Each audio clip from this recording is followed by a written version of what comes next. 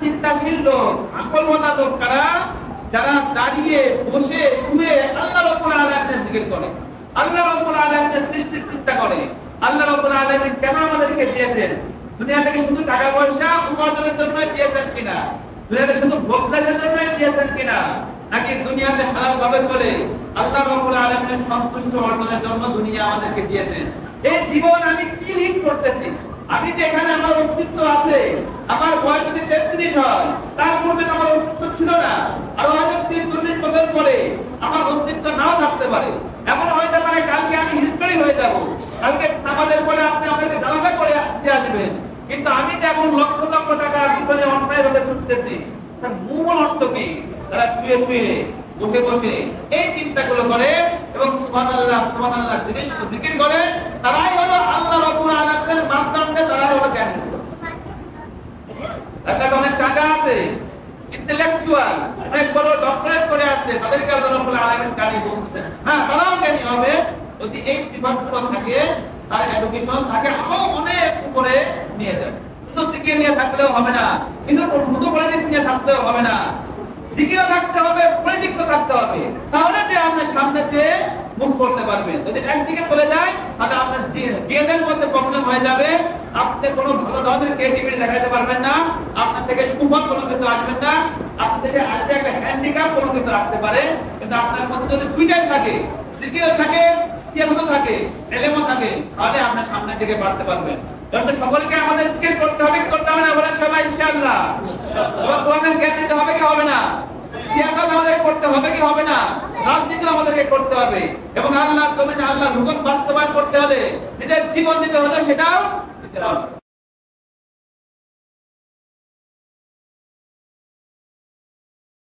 সামনে যে আয়াতগুলো নাযিল হচ্ছে সেটার যে শানে নজুল, এটা হলো আতা ইবনে রবিয়া, একজন সাহাবী, তিনি আম্মা জান হযরত আয়েশা রাদিয়াল্লাহু তাআলা আনহাকে জিজ্ঞেস করলেন, ইয়া উম্মুল মুমিনিন, হে আমাদের মুমিনদের মাতা, আপনি রাসূলুল্লাহ সাল্লাল্লাহু আলাইহি ওয়াসাল্লামের এমন একটি কাজ বলেন যেটা সবথেকে সুন্দর কাজ, যেটা আপনার নিকটে সবথেকে ভালো কাজ, এমন একটি কাজের কথা বলেন।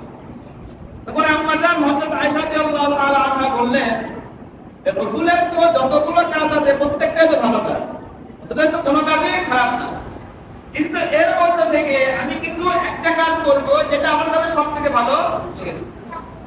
তো তিনি আমার ঘরে ছিলেন, আমার ঘরে যখন থাকতেন, তখন রাসূলুল্লাহ সাল্লাল্লাহু আলাইহি ওয়াসাল্লাম ঘুমাতেন। ঘুমানোর পরে যখন রাতে 2/3 চলে যেত, 3 ভাগের 2 ভাগ রাত চলে যেত, তখন রাসূলুল্লাহ সাল্লাল্লাহু আলাইহি ওয়াসাল্লাম একটা ঘটনা তিনি বলতেন। তো ওঠার পরে রাসূলুল্লাহ সাল্লাল্লাহু আলাইহি ওয়াসাল্লাম তাহাজ্জুদের নামাজ পড়লেন। তাহাজ্জুদের নামাজের মধ্যে রাসূলুল্লাহ সাল্লাল্লাহু আলাইহি ওয়াসাল্লামের কাছে এই আয়াতগুলো নাযিল হয়। রাসূলুল্লাহ সাল্লাল্লাহু আলাইহি ওয়াসাল্লাম তাহাজ্জুদের নামাজ পড়ার পরে এই আয়াতগুলো নাযিল হওয়ার কারণে রাসূলুল্লাহ সাল্লাল্লাহু আলাইহি ওয়াসাল্লাম এমন কান্নাকাটি করেন আল্লাহ রাব্বুল আলামিনের কাছে।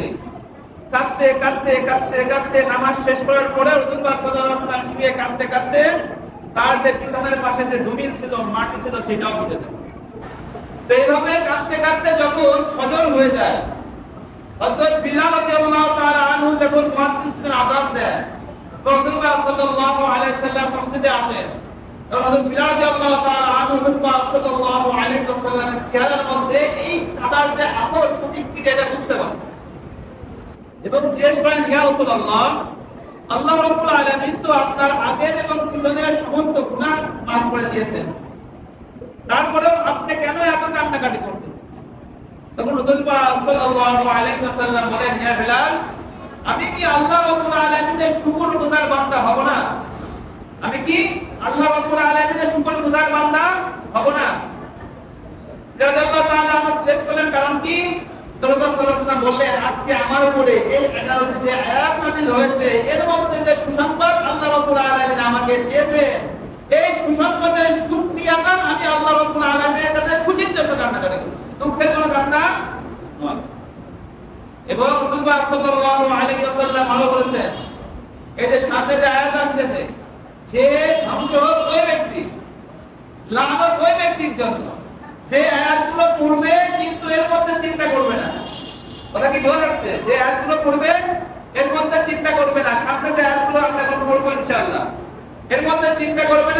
ধ্বংস হয়ে যায়।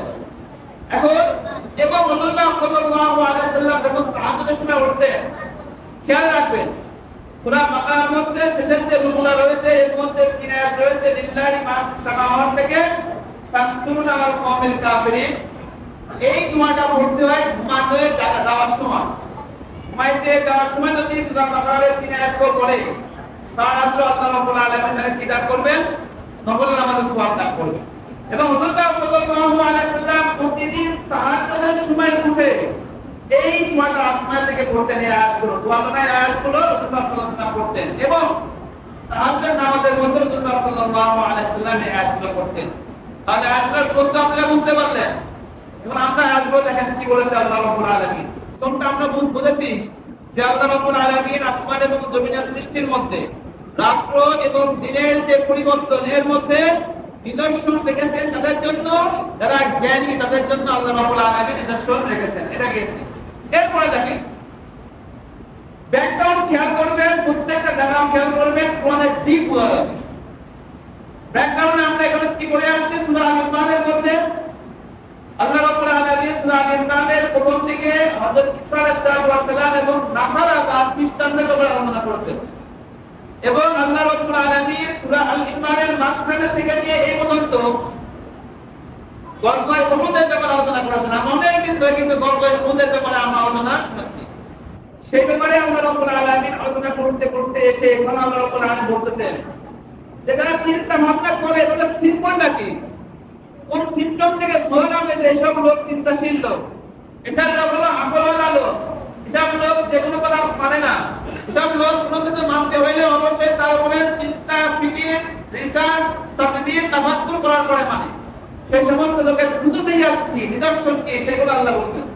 আল্লাযীনা ইয়াযকুরুনা আল্লাহা কিয়ামা, যারা আল্লাহ রাব্বুল আলামিনের জিকির করে, আল্লাহ রাব্বুল আলামিনের স্মরণ করে, আল্লাহ রাব্বুল আলামিনের কোরআন তেলাওয়াত করে, রাতে উঠে তাহাজ্জুদ করে অথবা একাকী জিকির করে, আল্লাহ রাব্বুল আলামিনের বিধানগুলো মেনে চলে। প্রত্যেকটাকে আমরা জিকির বলতে পারি, কিন্তু জিকিরের ক্ষেত্রে একটা খাস বিষয় আছে। আল্লাহর কাছে সুবহানাল্লাহ আলহামদুলিল্লাহ ওয়ালা ইলাহা ইল্লাল্লাহ আল্লাহু আকবার এগুলো পড়তে হয়। নামাজের পরে সুবহানাল্লাহ 10 বার, আলহামদুলিল্লাহ 10 বার, আল্লাহু আকবার 10 বার পড়তে হয়। কিন্তু এটা পড়তে হবে কখন? প্রত্যেক নামাজ ফরজ নামাজের মাধ্যমে পড়বে। কিন্তু শত্রু আপনাকে একেবারে গ্রাস করবে, তখন তো আপনি সুবহানাল্লাহ আলহামদুলিল্লাহ বলে থাকলে চলবে না। তখন সুবহানাল্লাহ আলহামদুলিল্লাহ মুখে থাকবে, কিন্তু হাতে আপনাকে থাকতে হবে, কি করতে হবে থাকতে হবে। এর মতো মিসাইল থাকতে হবে, মিসাইল ছাড়ার সময় বলতে হবে আল্লাহু আকবার। কিন্তু শত্রু আপনার দরজায় আপনি সুবহানাল্লাহ সুবহানাল্লাহ মুসলিম কাছে তাহলে কি হবে? তাহলে কিন্তু হবে না। আল্লাহ সেটাই বলতেন, ইসলামের নিদর্শন তারা আল্লাযীনা ইয়াযকুরুনা আল্লাহা কিয়ামা, তারা দাঁড়িয়ে আল্লাহ জিকির করে। দাঁড়িয়ে জিকির মানে কি? তাহাজ্জুদে দাঁড়ায়, রাতের অন্ধকারে যখন সবাই শুয়ে পড়ে তখন দাঁড়ায়। কিয়ামা ওয়া কুনুদা, বসে জিকির করে আল্লাহ রাব্বুল আলামিনের। আপনি নামাজ পড়তেছেন অথবা নামাজের পাঁচটি বাকি আছে, সুন্নাত হয়ে গিয়েছে, তখন আপনি কি করবেন? বসে বসে সুবহানাল্লাহ সুবহানাল্লাহ সুবহানাল্লাহ জিকির করতেন। এবং ওয়ালা জুনুবিহিম, এবং তারা তাদের পাশে, পাশে মানে কি? যখন রাতে কাজ হয়ে হয় তাদের পাশে ভর দিয়ে তখন তারা কাকে স্মরণ করে? অর্থাৎ চিন্তাশীল লোক, আকলওয়ালা লোক কারা? যারা দাঁড়িয়ে বসে শুয়ে আল্লাহ রাব্বুল আলামিনের জিকির করে, আল্লাহ রাব্বুল আলামিনের সৃষ্টি চিন্তা করে। আল্লাহ রাব্বুল আলামিন কেন আমাদেরকে দিয়েছেন? দুনিয়া থেকে শুধু টাকা পয়সা উপার্জনের জন্য দিয়েছেন কিনা? দুনিয়াতে শুধু ভোগের জন্য দিয়েছেন কিনা? নাকি দুনিয়াতে হালাল ভাবে চলে আল্লাহ রাব্বুল আলামিনের সন্তুষ্ট অর্জনের জন্য দুনিয়া আমাদেরকে দিয়েছেন? এই জীবন আমি কি লিড করতেছি? আমি যে এখানে আমার অস্তিত্ব আছে, আমার বয়স যদি 33 হয়, তার পূর্বে আমার অস্তিত্ব ছিল না, আর হয়তো 30-40 বছর পরে আমার অস্তিত্ব নাও থাকতে পারে। এমন হতে পারে কালকে আমি হিস্টরি হয়ে যাব, কালকে নামাজের পরে আপনি আমাদেরকে জানাজা করে দিয়ে আসবেন। কিন্তু আমি যে এখন লক্ষ লক্ষ টাকার পিছনে অন্যায় ভাবে ছুটতেছি, তার মূল অর্থ কি? তারা শুয়ে শুয়ে বসে বসে এই চিন্তাগুলো করে এবং সুবহানাল্লাহ সুবহানাল্লাহ জিকির করে। তারাই হলো আল্লাহ রাব্বুল আলামিনের মাপদণ্ডে, তারাই হলো জ্ঞানী। তাদের অনেক টাকা আছে, ইন্টেলেকচুয়াল, অনেক বড় ডক্টরেট করে আসছে, তাদেরকে আল্লাহ রাব্বুল আলামিন জ্ঞানী বলতেছেন। হ্যাঁ, তারাও জ্ঞানী হবে যদি এই সিফাতগুলো থাকে, তার এডুকেশন থাকে আরো অনেক উপরে নিয়ে যায়। এবং কি করে ওয়া তাফাক্কারুনা ফি খালকিস সামাওয়াতি ওয়াল আরদ, প্রথমে বললো আসমান এবং জমিনের সৃষ্টির মধ্যে নিদর্শন রয়েছে জ্ঞানীদের জন্য, এবং এখন আল্লাহ বলেন ওই সমস্ত জ্ঞানীদের লক্ষণ কি, তারা আসমান এবং জমিনের সৃষ্টির মধ্যে চিন্তা ভাবনা করে, তাফাক্কুর করে। এখানে আমরা মৌলবীরা হতাশা করতে পারি না। এখানে হতাশা করতেছে কারা? তারা ইহুদি এবং নাসারা, তারা বিভিন্ন মহাকাশের ব্যাপারে তারা চিন্তা ভাবনা করতেছে, বিভিন্ন জমিনের বিভিন্ন রিসার্চ নিয়ে যারা প্রজেক্ট নিয়ে কাজ করতেছে, তারা আমাদের থেকে এই জায়গায় বেশি কাজ করতেছে। ওয়া তাফাক্কারুনা ফি খালকিস সামাওয়াতি ওয়াল আরদ, আমরা এর মূলের কাজ করতেছি যে আল্লাহ রাব্বুল আলামিন সৃষ্টি করেছেন আমাদের জন্য, আর আমাদের আল্লাহর ইবাদত করতে হবে, এই কাজ আমরা করতেছি। কিন্তু স্পেসিফিক্যালি আমরা আলাদা আলাদা করে এর মধ্যে আমাদের তেমন কাজ নেই, কিন্তু এখানেও আমাদের কাজ করা দরকার ছিল। এবং তারা চিন্তা ভাবনা করে এবং বলে রব্বানা, হে আমাদের রব, মা খালাকতা হাদা, আপনি এইগুলোকে সৃষ্টি করেন না বাতিলা, মানে অনার্থক সৃষ্টি করেন না। রব্বানা মা খালাকতা হাদা বাতিলা, এটা আপনি অহেতুক সৃষ্টি করেন নাই, অনার্থক সৃষ্টি করেন নাই। সুবহানাকা, এই যে সৃষ্টি, এই সৃষ্টি আপনি এত বড় পৃথিবী কিভাবে সৃষ্টি করেছেন? এই পৃথিবীতে মাত্র একটা পিন পয়েন্ট সারা মহাবিশ্বের মধ্যে, এর মধ্যে হাজার লক্ষ পরিমাণ পৃথিবী, হাজার লক্ষ পরিমাণ গ্যালাক্সি সারা ব্রহ্মাণ্ডের ভূমণ্ডলের মধ্যে চলতেছে, এগুলো আপনি কিভাবে সৃষ্টি করেছেন? এগুলো তো আমাদের পক্ষে ভেবে চিন্তা করা সম্ভব না। সুতরাং পবিত্রতা আপনার জন্য, আপনার যে পবিত্রতা আছে, আপনার যে ক্ষমতা আছে, এগুলো আমরা কোনোভাবে কি করতে পারবো না, বর্ণনা করতে পারবো না। ফাকিনা আযাবান নার, এই হলো সর্বশেষ কথা। এই দুনিয়াতে আমরা যেন ভালোভাবে চলতে পারি, আর কাল কিয়ামতের ময়দানে যেন আমরা জাহান্নামের আগুন থেকে বাঁচতে পারি। এই আয়াতকে রাসূলুল্লাহ সাল্লাল্লাহু আলাইহি ওয়াসাল্লাম কাছে আল্লাহ রাব্বুল আলামিন নাযিল করেছেন। রাসূলুল্লাহ সাল্লাল্লাহু আলাইহি ওয়াসাল্লাম বলেছেন যে আয়াত পড়লো, কিন্তু সে আয়াতের উপরে চিন্তা ভাবনা করলো না, তাফাক্কুর করলো না, তার জন্য কি ধ্বংস। তারপরে আবার তাদের সিম্পটমগুলো কি হবে? রব্বানা ইন্নাকা মান তুদখিলিন নার, হে আমাদের রব, আপনি যাদেরকে কাল কিয়ামতে মাঠে জান্নাতে প্রবেশ করাবেন, তাদেরকে আল্লাহ রাব্বুল আলামিন জান্নাতে প্রবেশ করাবেন এবং তাদেরকে আল্লাহ রাব্বুল আলামিন জান্নাতে প্রবেশ করাবেন। রব্বানা ইন্নাকা মান তুদখিলিন নার, যে সমস্ত লোকদেরকে আপনি জাহান্নামে দিয়ে দিবেন, ফাকাদ আখসাইতাহু, আপনি তো তাদেরকে লাঞ্ছিতই করে দেবেন। কারণ আমরা আগে আল্লাহ রাব্বুল আলামিনের কাছ থেকে জাহান্নাম থেকে মুক্তি চেয়েছি, আবার বলছি আল্লাহ কাল কিয়ামতের ময়দানে যদি আমাদের জাহান্নাম ফয়সালা হয়ে যায়, তাহলে তো আমরা কিয়ামতের সমস্ত লোকের সামনে কি হয়ে যাব? লাঞ্ছিত হয়ে যাব। ওয়া মা লিল যালিমিনা মিন আনসার, আর জালেমদের জন্য কি হবে না, কোনো সাহায্যকারী হবে না কাল কিয়ামতের ময়দানে। এবং আরো দোয়া করে রব্বানা ইন্নানা সামি'না মুনাদিয়া, হে আমাদের রব, আমরা শুনেছি একজন আহ্বানকারীকে, মুনাদিয়া ইউনাদি, যে আহ্বান করতো লিল ঈমান, ঈমানের দিকে, আপনার মধ্যে বিশ্বাসের দিকে, আপনার একত্ববাদের উপরে আমাদেরকে ডেকেছিল রাসূলুল্লাহ সাল্লাল্লাহু আলাইহি ওয়াসাল্লামের পদ। আমরা শুনেছি তার কথা, যিনি আপনার একত্ববাদের উপরে ডেকেছিল। আমরা মূর্তি পূজা, পাথরের পূজা, অগ্নির পূজা, তারকার পূজা, চন্দ্রের পূজা, সূর্যের পূজা, সকল কিছু ছেড়ে দিয়ে আমরা একমাত্র আপনার ইবাদত করেছিলাম। আমাদেরকে যে ডেকেছিলেন রাসূলুল্লাহ সাল্লাল্লাহু আলাইহি ওয়াসাল্লাম প্রথম, এবং তারপরে যে আজকে সারা পৃথিবীতে যে যে মুসলমান বন্ধু মুসলমানকে ঈমানের দিকে ডাকতেছে, সেই সমস্ত লোক এখানে আসবে যে আল্লাহ আমরা শুনেছি ওই আহ্বানকারীকে, যে আমাদেরকে আহ্বান করেছিল ঈমানের দিকে, কি বলেছিল আহ্বান করে? আমিনু বিরাব্বিকুম, তোমরা তোমাদের রবের প্রতি ঈমান আনো, এক আল্লাহর প্রতি বিশ্বাস করো। আল্লাহ যেভাবে হালাল ভাবে দুনিয়াতে চলতে বলেছেন, কষ্ট হলেও হালাল ভাবে চলো, হারামের দিকে যেও না, এগুলোকে আমরা শিক্ষা দিয়েছিলাম। আমান্না, আমাদের দেখেছিল, আমরা শিক্ষা দিয়েছিলাম। এখন কি রব্বানা ফাগফির লানা যুনুবানা, হে আমাদের রব, আপনি আমাদের কি করেন? ক্ষমা। কোন সমস্ত লোক তারা শুয়ে বসে এই সমস্ত দোয়া করে, তারা ইস্তেগফার করে এবং এই সমস্ত দোয়া করে, রব্বানা ফাগফির লানা যুনুবানা, আপনি আমাদের পাপগুলো ক্ষমা করে দেন, ওয়াকাফির আন্না সাইয়্যাতিনা, এমন কিছু পাপ রয়েছে যেগুলো যদি আমি মহিলাদের প্রকাশ পেয়ে যায়, কি করো তুমি গোপনে গোপনে, আমার সবাই জুতা দিয়েও মারতে পারো, নামাজ তোমার পিছনে পড়বেই না, আবার জুতা দিয়েও। ওয়াকাফির আন্না সাইয়্যাতিনা, এই সমস্ত আমার ভিতরে যে খারাপই রয়েছে এগুলো আপনি গোপন করে দেন। এগুলো কি করে? একটা কথা মনে পড়ে গেল, সেটা হলো একজন বুজুর্গ, যে কথা গেলে সাধারণ মানুষের কাছে বোঝা লাগে না, কিছু একটু উপর লেভেলের কথা, সময় আমাদের নেই। তো এই বুজুর্গের কথাটা হলো এইরকম যে আল্লাহ রাব্বুল আলামিন এর ইবাদত করে, সকল সময় ইবাদত করে। তখন আল্লাহ রাব্বুল আলামিন তাকে বলল যে আল্লাহ রাব্বুল আলামিন তো ক্ষমাশীল, সবাইকে ক্ষমা করে দেন। তো আল্লাহ রাব্বুল আলামিন বলতো, বুজুর্গ তুমি এত কেন ইবাদত করো, তুমি তো আমার ইবাদত না করলে পারো, আমি সবাইকে ক্ষমা করে দেব।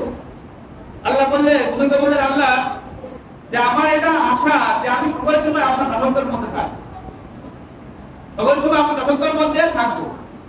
তো আল্লাহ বললেন যে তোমার যে সকল সময় দাসত্বের কথা তুমি থাকবা, এটাকে আমি প্রকাশ করে দেবো কিনা সবার কাছে? না আল্লাহ, আপনি তো আপনার দাস, এটা আপনার প্রকাশ করার কোনো দরকার নেই। যদি আপনি এটা আমার প্রকাশ করে দেন আমার গোপন, তাহলে কিন্তু আমি আপনার গোপন প্রকাশ করে দেবো। আল্লাহ বলে, তাহলে কি গোপন প্রকাশ করবা তুমি? আমি মানুষের কাছে এটা প্রকাশ করে দেবো, আপনারা সব থেকে রহমান আর রহিম, আপনি সকলের গুনাহ মাফ করে দেবেন। কি বলতে পারবো? ওটা হয় না, গুনাহ মাফ করতে কথা কি বোঝা যাচ্ছে? অত বেশি বোঝা দরকার নাই। বল ওয়াকাফির আন্না সাইয়্যাতিনা, এবং আপনি আমাদের গুনাহগুলোকে গোপন করে দেবেন। ওয়াকাফানা, আমাদেরকে মৃত্যু দান করবেন, মাল আবরার, নৈকট্য লোকের মৃত্যু দান করবেন। আমাদেরকে মৃত্যু দান করতে পারে সাথে যারা নেক লোক, আগে যারা চলে গিয়েছে জান্নাতের লোক, তাদের সাথে যেন আমাদের মৃত্যু হয়, সেটা সেই ধরনের মৃত্যু আমাদেরকে দান করবে। এটা হলো আল্লাহ রাব্বুল আলামিনের কাছে দোয়া, যেটা আল্লাহ রাব্বুল আলামিন রাসূলের মাধ্যমে আমাদেরকে শিখিয়ে দিতেন। সূরা আল ইমরানের শেষের দিকে এসে সূরা বাকারা শেষে দোয়া শিখিয়েছিলেন, এখন সূরা আল ইমরানের মধ্যে দোয়া শিখিয়ে দিয়েছেন। দোয়া একটা লাইন রয়েছে, রব্বানা ওয়া আতিনা মা ওয়া'আদতানা আলা রাসূলিকা, হে আমাদের রব, আপনি আমাদেরকে দান করেন যা আপনি আপনার রাসূলের উপর ওয়াদা করেছেন যে আপনি আপনার মুমিন বান্দাদেরকে দিবেন। ওয়ালা তুখজিনা, ইয়াউম ময়দানে আপনি আমাদেরকে লাঞ্ছিত করবেন না। ইন্নাকা লা তুখলিফুল মিআদ, নিশ্চয় আপনি যে প্রতিশ্রুতি করেন, যেটা আপনার রাসূলের কাছে করেছেন যে বান্দাদেরকে ক্ষমা করে দেবেন, সেই ক্ষমাটা আপনি আমাদেরকে করে দেন। কারণ কি ইন্নাকা লা তুখলিফুল মিআদ, আপনি একবার ওয়াদা করলে সেই ওয়াদা আপনি কখনোই কি করেন না, ওয়াদা খেলাপি করেন না। এই মাপটা আমরা আল্লাহর কাছে কি করতে হবে? শুয়ে বসে দাঁড়িয়ে আল্লাহর কাছে কি করতে হবে? চাইতে হবে। এখন আল্লাহ রাব্বুল আলামিন জবাব দেবেন। জবাবের মধ্যে অনেক সুন্দর সুন্দর বিষয় আছে, আমাদের সময় নাই, আমাদের চেষ্টা করতে হবে আল্লাহ রাব্বুল আলামিনের জিকির, আল্লাহ রাব্বুল আলামিনের স্মরণ দাঁড়িয়ে বসে শুয়ে করতে হবে। তাহাজ্জুদের মধ্যে আমাদের সময় দিতে হবে, সিজদার মধ্যে সময় দিতে হবে, সিজদার মধ্যে যে চোখকে খুঁজে রেখে চোখকে ভিজাইতে হবে, অর্থাৎ কি কান্নাকাটি করতে হবে। আর ইসলামের জন্য প্রয়োজন হলে হাতিয়ার নিয়ে সামনের দিকে জিহাদের জন্য প্রস্তুত থাকতে হবে। এটা হলো প্রকৃত মুমিনের কাজ। শুধু জিকির নিয়ে থাকলেও হবে না, কিছু শুধু পলিটিক্স নিয়ে থাকলেও হবে না, জিকিরও থাকতে হবে, পলিটিক্সও থাকতে হবে। তাহলে যে আপনি সামনে যে মুভ করতে পারবেন। যদি একদিকে চলে যায় তাহলে আপনার ডিএনএর মধ্যে প্রবলেম হয়ে যাবে, আপনি কোনো ভালো ধরনের ক্রিয়েটিভিটি দেখাতে পারবেন না, আপনার থেকে সুফল কোনো কিছু আসবে না, আপনার দেশে আসবে একটা হ্যান্ডিক্যাপ কোনো কিছু আসতে পারে। কিন্তু আপনার মধ্যে যদি দুইটাই থাকে, জিকিরও থাকে, সিয়ামও থাকে, ইলমও থাকে, তাহলে আপনি সামনের দিকে বাড়তে পারবেন। তাহলে সকলকে আমাদের জিকির করতে হবে, কি করতে হবে না? বলেন সবাই ইনশাআল্লাহ। এবং তোমাদের জ্ঞান দিতে হবে কি হবে না? সিয়াসত আমাদের করতে হবে কি হবে না? রাজনীতি আমাদেরকে করতে হবে। এবং আল্লাহর জমিনে আল্লাহর হুকুম বাস্তবায়ন করতে হলে নিজের জীবন দিতে হলে সেটাও দিতে হবে। আল্লাহ রাব্বুল আলামিন সর্বপ্রথম আমার মতো গুনাহগারকে কবুল করুন, এরপরে আপনাদের মতো সকল সুন্দর সুন্দর লোককে আল্লাহ রাব্বুল আলামিন কবুল করুন। তারপরে আসলে সুন্নাত পড়েন।